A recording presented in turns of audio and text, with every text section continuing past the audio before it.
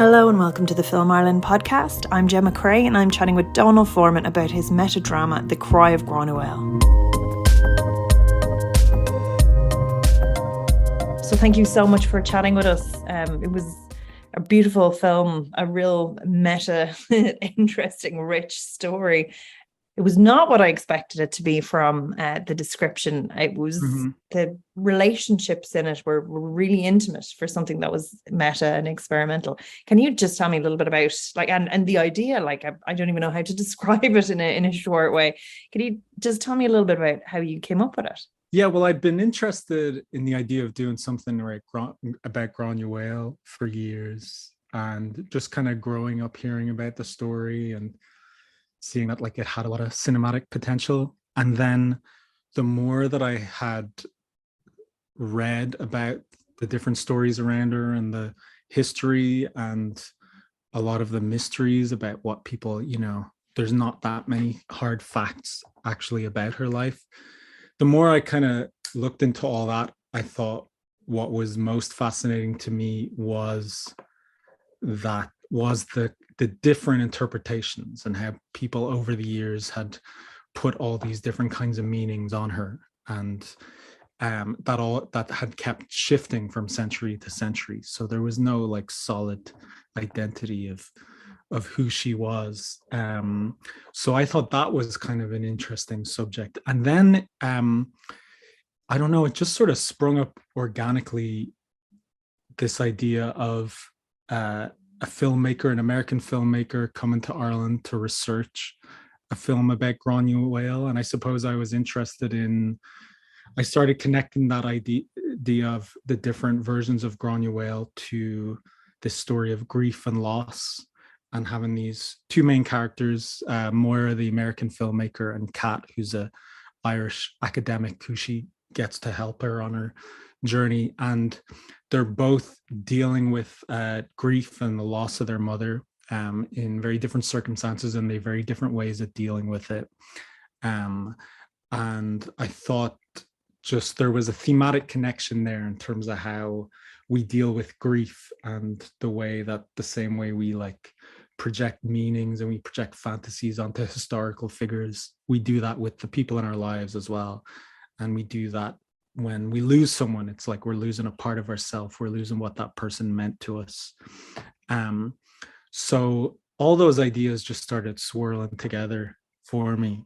And then I guess I was excited with the idea of connecting that with a kind of unusual story structure and kind of cinematic style, where the style of the film basically transforms as it goes along. It's like we kind of start in one film and end up in another film as the characters go west and sort of get more absorbed into these fantasies of Granuaile.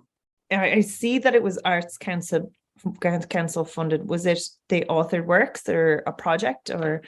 This was the first film funded under the authored works scheme. Very polished and beautiful aesthetically, and the performances are gorgeous throughout it. So it has a very solid feel to it. Yeah, that was a great opportunity because it's a bigger budget scheme than anything the Arts Council has done before, and it was biggest budget I'd ever had. So it gave us the opportunity to shoot on film. We shot the whole thing on Super 16, and to be a bit more ambitious in terms of going to these wild locations. We had a great costume designer, Maeve Patterson, who used to work with John Boorman on The General and people like that. And then we're also able to work with composers and do this composer couple, Nick and Alesia, did an amazing orchestral score for the film. So yeah, it was a great opportunity to kind of branch out and be a bit more ambitious in the scope of the whole thing.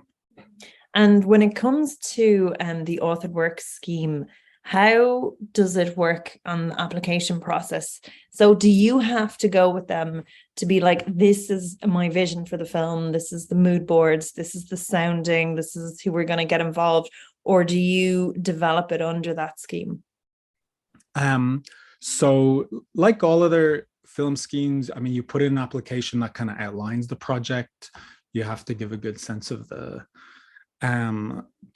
visual style and the conceptual approach and all these things. but you don't need to have a script, which is amazing. So I was, you know, on my first fiction feature out of here, I developed a script in rehearsals with the actors, improvising with the actors, and that's a way that I really like to work. And it can be difficult to get funding for projects working that way because there's a certain leap of faith funders would have to take that you're going to kind of figure it out as you go. But on this, I just had like a 6-page outline of the project that had the overall arc, but it was more took you through how the characters felt as it went along than what everything was scene by scene. So you kind of understood who they were and the journey they went on, but I wasn't always saying like they go here and they say this to each other, or, you know, those kind of details. So there was a lot that was left open to imagination at that point. But you do need to have like your kind of crew and team in place, and you got to have a detailed budget and kind of, you know, propose a schedule. So you do have to go a certain way to saying like this is feasible for this amount, and then they shortlist for the projects, and then you go in and have to pitch it and do an interview with a team of people and stuff. So, and do they sort of guide it in any way, or is it left to you as the artist to figure out the momentum as it's unfolding? Not really. It's a very hands-off approach. So they're kind of there for, you know, to reach out to for advice when you need to, but like they never asked to see the script or to see a cut. They're not looking to like give notes or have that kind of creative involvement. It's very much about like giving you the freedom to make the film the way you want to. They actually have a rule with that scheme that you're not allowed to get any additional funding from anywhere else, because that they think that might compromise your kind of artistic vision to have to answer to other funders who might have restrictions or requirements, notes and stuff. That's very interesting. So that is interesting to know. So like it is just on you, and they wouldn't do like, I'm not that you need it or anything like that, but they wouldn't sort of have mentors to go, oh no, you have to cut this scene, you have to do this. So that's very interesting, and a very different way of than the other routes that are out there. So you were funding under that. Do you come up with a marketing plan as part of your application for this, or like how does distribution work with something? Just while we're on the subject of the actual business of it, how does the distribution work with something of this? Because it is a very watchable film. Like you can see it doing well in festivals and like having its audience. Mm-hmm. Yeah, I mean, you write a kind of exhibition strategy as part of it, sort of outlining like where you think it can go and what the possibilities are and what you're aiming for. And they have started in the last few years giving, like, after you get the funding to make the film, they give you apply separately, and they give you like a little extra, it's usually like 10 or 15 grand exhibition support, which is to help with marketing and submitting to festivals and, you know, making like posters and trailers and all that kind of stuff, which is great. Because I know the first time I did a big project with them was my documentary before this, The Image You Missed, and I hadn't kind of produced and directed together and gone through the whole process just by myself before, and I was not prepared for the costs that come after you finish the film. I was like, oh, hang on, now I've got to do this and this and this. So they do offer support for that separately, but it's very much kind of up to you then to like capitalize on that and make the most of it. And they're like, you know, most concerned that you make an interesting original thing and that it gets out there and finds an audience somehow. So like it's a very interesting process, and it's a very unique film. How long did it take you to come up with the script? So you wrote a lot of the narrative. You had a kind of emotional arc for all the characters, but you would have developed the interactions more in rehearsal, or was that quite finalized? Yeah, it was. So it was like the winter of 2018 that I had applied. I kind of prepared this 6-page outline and the whole pack and submitted to the Arts Council, and then I found out around Christmas I got it. So then I spent most of that year, we shot in like September, October 2019. So up until that, I was working on doing more research, fleshing out I basically fleshed that outline into like a 20-30 page treatment that was more detailed, and did location scouting with my producer Edwina Forkin and cinematographer Diana Vidrascu. And then when we cast it, we had like 2 weeks rehearsal, and that was when we kind of filled in a lot more of the dialogue. And when I'd done that on my first feature, Out of Here, it was there was a lot of improvisation and drawing from kind of the actors' experiences, because it was about young people in Dublin and people were cast quite close to their characters. But this was kind of different because like Dale Dickey, our amazing American actress, is, she's not an experimental filmmaker from New York, and Judith Roddy, who played Kat the academic, is not an academic or an expert on Granuaile or anything. So I couldn't just throw them in a room and say, like, talk as those characters. But it created a space where I could kind of write scenes on the day and try them out and go home and rewrite and bring it back the next day, and share the kind of research that I'd done on Granuaile with them, and just talk about it, and everybody gets familiar with it and familiar with each other. So it was a great way to just kind of refine it. And like, it was faster than what I would have liked. Like, I'd love to have what, Mike Lee has, and you've 6 months to work with the actors and delve into it. But so yeah, the final script kind of came out of that. There's a great chemistry between those two leads as well. That they're like, and it's very subtextual, and there's the bickering is very good, and two sort of experts in their field coming at subject matter from two very different points of view and perspectives. There's two things that I thought were hilarious in this film, like, that were just brilliant, and that was Dónal Clark. That was some meta brilliance. I'd say you'd have people chortling at that. And that was just after the line as well, where someone's like, "I can't believe you're breaking up with me in IFI screen number 2." Yeah, which is where we launched it at the IFI last week, was in Cinema 2. So I can imagine that kind of chuckle. Yeah, yeah, especially that line. But yeah, and there's like a shot of staring right at the audience that was just like Cinema 2 looking at Cinema 2. But yeah, and with Dónal Clark, I asked him to do it, and he came into our rehearsals, and I sent him a kind of biography of this fictional filmmaker, so he could have an idea that, okay, this is who she is, this is the work she's done before.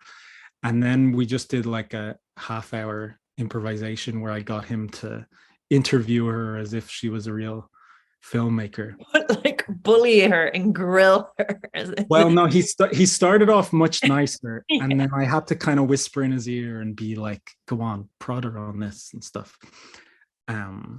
So I thoroughly enjoyed that scene. And then there was another scene that I thought was quite funny as well, where it was the two leads, and they were like, "Oh, but she's like a woman, and who are these men to write about these women?" Like, and it was like a conversation they were having back and forth about men writing about women and not knowing. And I was like, that's kind of a very meta, self-aware thing to write as a man writing a big plot about women, writing about women, but done very authentically, to the point where I was like, I actually stopped and I was like, but did he write it? Maybe he didn't, and that is a woman writing it. And I went back and checked. I was like, no, he wrote it as well. Okay. I was like, that's quite funny. And the meta-ness kind of seeping into it. Yeah. I mean, it was one of the kind of the fun things about a film with this with this kind of structure and setup is that a lot of the questions and doubts that we were having in the making of it could kind of become a part of the story. So, and also just, you know, little bits of research that I, you know, because I'm making a film about people researching a film about Granuaile, but I'm also researching a film about Granuaile. So like the questions that I have or the things that I discover can kind of end up directly in the film. And I think that question, you know, Donald Clark also asks her in the cinema, what gives you the right to make a film about this subject, like as an American? And I think those questions come up a lot. And I remember when I was interviewed by the Arts Council, you know, and had to pitch the project, that was one of the questions that came up, was like, how do you feel about making a film about women being a man? Like, do you see any problem with that? And I think with all those kind of things, it's like, you know, people are right to be skeptical and kind of hold things to a higher standard when it's like someone from out who's an outsider or doesn't have the same experience. And sometimes you look at something, it's easy if it's done badly, then you can say, oh, it's because of this, it's because it was an American or whatever.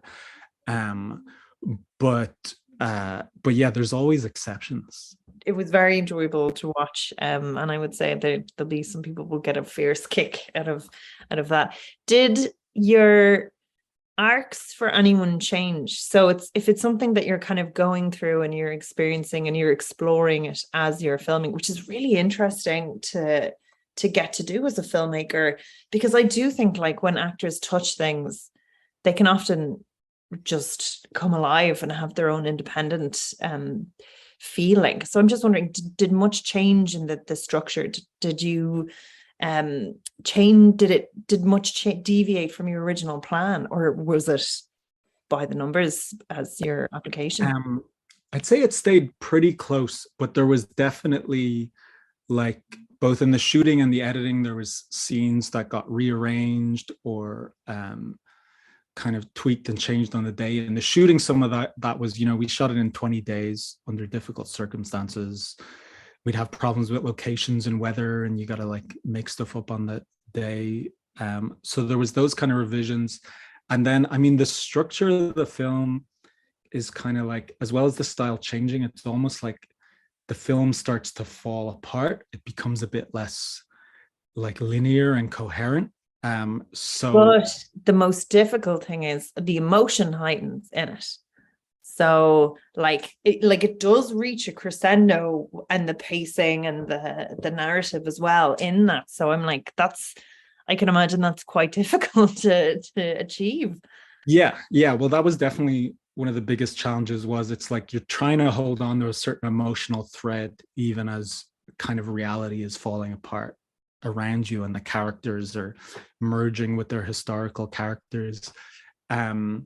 So getting that, like the last third of the film probably changed the most in the editing, because it's kind of more non-linear, and there's more voiceovers and different elements like that kind of just got tweaked a lot in the editing. And then there's some things like the actors definitely brought certain things to it, like with Dickey, I think it was kind of surprising as we went along. I noticed she brought, I think, more of like a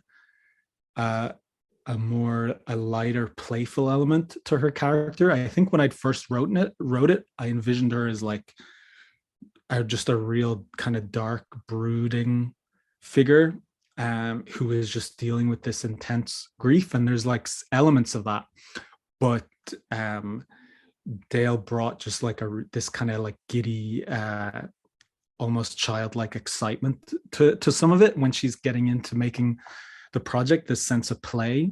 And I think that helped just, because you're trying to have a mix of tones as well, that there's, you know, there's like serious ideas, but you don't have to take it all that seriously either. There's like a lot of silliness in there as well. She's so charming. Like, and I think if someone is sad the whole film. It's hard for us to get to know them as a unit, as a character. So yeah, it really works. Like, you're really on side with her, and you like, this is terrible. Like, you are like an American filmmaker, you know, like, oh God. And then, you know, and then you're kind of like wrapped up in her world, in her vision, and you are like brought along for the ride. And then, you know, you can see like that back and forth with her co-star, and that kind of like power struggle where she's like, okay, well, this is the research, this is maybe not necessarily where you're going, and it's more about a creative truth. But it, like, those discussions back and forth, you're definitely sold them more because they feel like rounded, true characters in a way. And just tell me, are they based on, like, I often think, do you steal little pieces of truth from real life? Do you, are they based on like a cookie cutter researcher fleshed out? Like, where do you get your characters from? I draw a lot from real life, but I tend to just take like a piece from here and a piece from there. So it's rarely that a character would be like one for one, oh, it's that person I know, but there's aspects of them. So I've known a lot of academic and PhD types, and there's just certain things that kind of stick in your head that you take and add to it. And then with Moira, with Dale's character, there was there was like a few American filmmakers that I had in mind as like, oh, she had a career like that person. And one particular inspiration actually was the French filmmaker Chantal Akerman, who had a very difficult, close relationship with her mother that kind of she worked out through a lot of her career. And then she actually committed suicide a few years ago, not long after her mother's death. So she's like one of my all-time favorite filmmakers, and I was really struck by that. And I that was one of the starting points, was thinking, like, if you had someone like that who's their life is so tied up in their mother that it's hard for them to imagine life without her, that for better and worse, they're just kind of tied. How would they find a way to kind of keep going, to, like, you know, find a reason to keep living? So I was kind of thinking that she's a character who could just stop, that she could, you know, this could be the end of her, but she's determined to find a way to go through. And then you have the researcher who's so practical and kind of forward thinking, but then also fearful, like has that kind of tentativeness where she's sort of afraid of change, where she's going out with that ridiculous guy at the beginning and that like hilarious exchange. It happens really early on, so it's not really a spoiler, but then we kind of get to know her character, and she feels true because she's so kind of solidified in her character, but like, and like fearful of change, and together there's a lovely dynamic between the pair. Was that something that happened organically, or was that something that you were like, no, this is what I'm going to do? I mean, it was I had that kind of opposition between them very clear early on, that they would have this kind of contrasting personalities, contrasting relationship to grief. And then it also comes out in their ideas about Granuaile and the history, that they have these kind of opposing philosophies about it. And so it was another way in terms of thinking through my own ideas about what I was learning and researching, that I could kind of argue with myself through the characters, you know, and kind of play these different points of view off each other. It's very interesting. What has the response been to a film that is sort of about history buffs, probably a little bit for history buffs, but they're I know someone who's done historical fiction stuff, and she's like, if things are not accurate, you get in a lot of trouble. Did you have to make sure everything was accurate? I know you're kind of talking about the whole point of it is that there's inaccuracies in the way that it's reported, and how do you perceive that information. But like, what has the response been from that group particularly? It's like kind of, you know, the horror group, are they know Yeah, everything and you don't want to get in trouble with them?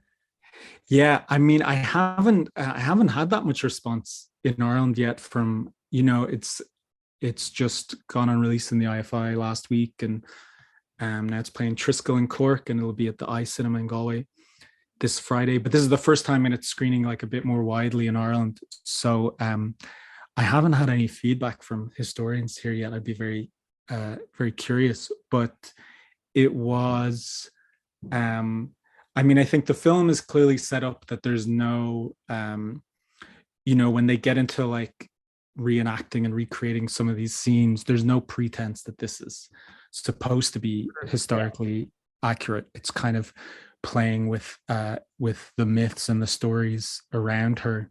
But I did, in terms of what the characters are saying, I tried my best to stick to what seemed to, what the facts surrounding it seemed to be. But I found it really fascinating in researching it how confused that was in a lot of things that I was writing about. Like, there's several myths about Granuaile that are talked about as if they are fact. Things like the story of Granuaile going to Howth Castle and stealing the nephew from the Lord of the Howth Castle, which is like one of everybody's favorite stories. There's similar stories told about someone else from the O'Malley clan, I believe, like 200, 300 years before Granuaile was around, that there's like versions of that story applied to different people. Or there's a story we use in the film of this shipwrecked prince, Hubert de Lacy, or Hugh de Lacy, he's called. And that's often talked about as like a folk tale and a myth about him. But from what I could figure out, it's actually from a novel from the 1850s about Granuaile, this English romantic novel. So it wasn't like a kind of grassroots folk tale told by people in the west of Ireland. It was just in a book, but people have forgotten the book and now they just remember the story, So these things kind of go back and forth like that. I found that fascinating. Is it possible to get lost? That it seems like there's so much information there and there's so much thing. Was there stuff that you would have liked to have used? Could you have kind of got lost in the research phase forever? Like, in hindsight, would you have streamlined it by just taking certain texts? I mean, I know for like the next few projects I do, I would love to try to keep it simpler. I'd love to, Dale starred in another film this year called A Love Song, which is a really great kind of two-hander romance with her and someone else. And it's like her and one other person in a trailer park, just them, the relationship, everything, nothing else. And I was like, oh, it'd be great to do something simple like that instead of, but the way my mind works, I tend to like one thing leads to another, and all of a sudden I'm having people in costumes running around Achill Island. But no, I mean, it was the nature of this that you had to kind of get lost in it a bit. And then, especially in the editing, I just had to try to cut things back and be like whether it was essential or not. But I guess it is also a little different. A lot of films, I think, if there's a character who's researching a subject, they make it so that it's only relevant to that person's story. It's like, what does this say about who they are? And I wanted to go a bit beyond that, because part of the subject of the film is people keep making this history about themselves and not about what it is.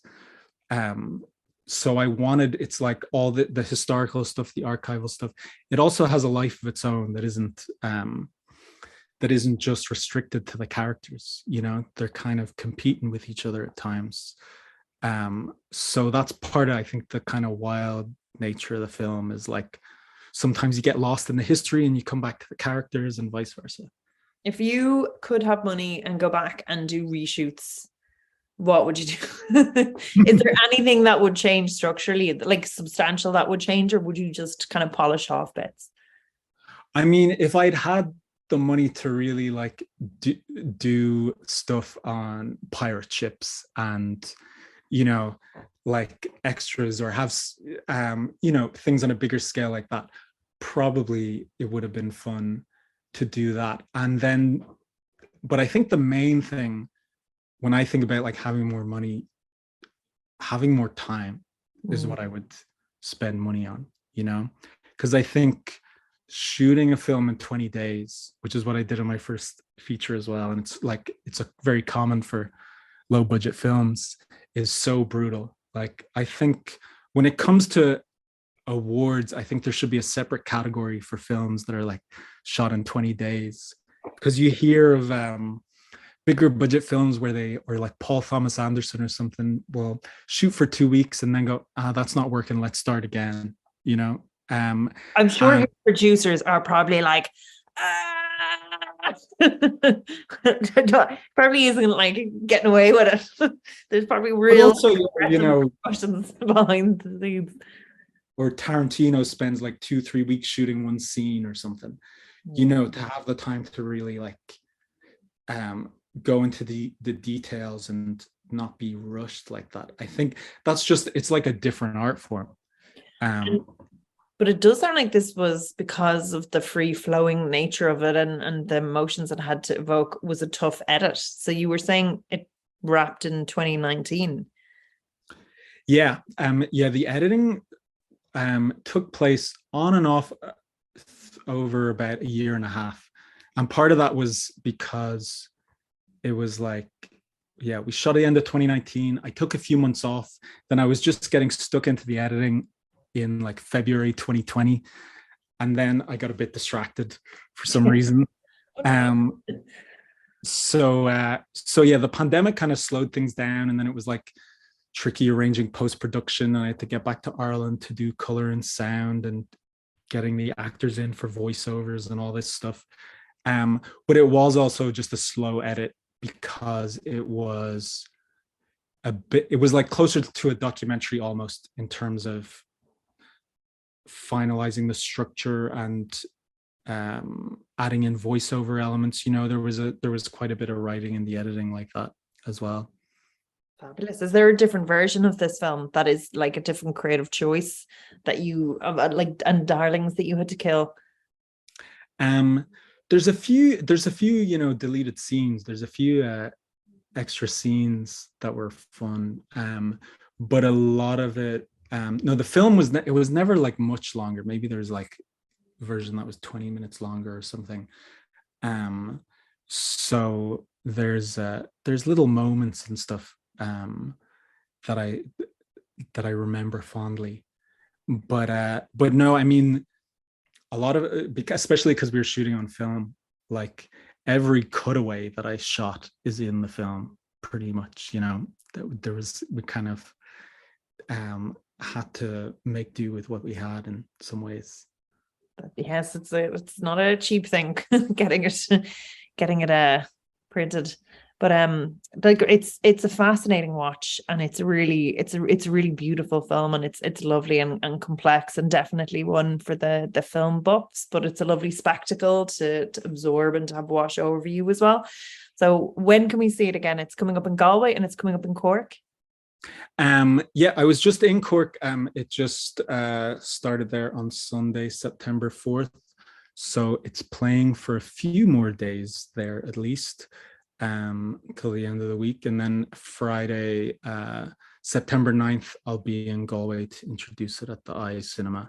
And it's still in the IFI, an Irish Film Institute, until next week as well. And then hopefully we might screen at a few more places regionally around the country. And it's also touring at the moment in Australia with the Irish Film Festival. They're playing in 5 cities around Australia throughout September. Brilliant. So we'll make sure to link to that in the description. But thank you so much for chatting with us. Thanks, Gemma.